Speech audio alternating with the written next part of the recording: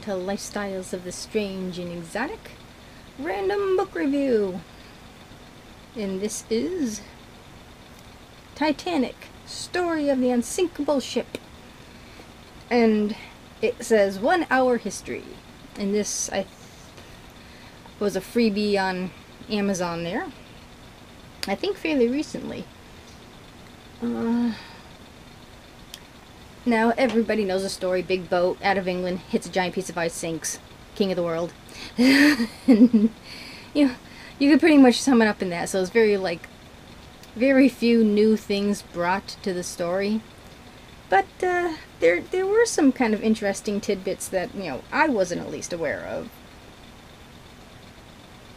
And this is good for like the younger crowd too, just getting into the Titanic and stuff like that.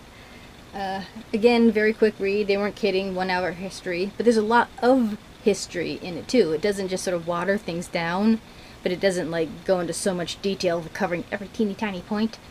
It's enough to really kind of whet your appetite for the history and the lore of Titanic. And it is rare that you find one that kind of comes from a different point of view too. So it's nice. It's familiar with the same information, but it's at least a different point of view for someone like me. Tiny little problem with this though. They could have used another proofreader, because there's some points where it's like, kind of like if you're reading, doing something, word processing, and you want to spell out and you end up spelling off or something like that. The word is wrong, even though it's spelled correctly. You kind of find that a bit often here, or a sentence will add an extra word and it's like, what? It's just worded strangely, so and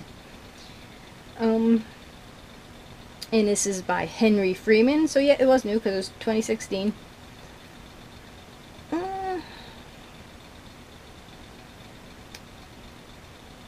3 hours. So yes, if you want like a quickie, single car ride type book, this would be a good one, especially if you're interested in history and Titanic. Good one to add to your collection. I was pleased. I'd give it like a good 4-star anyways.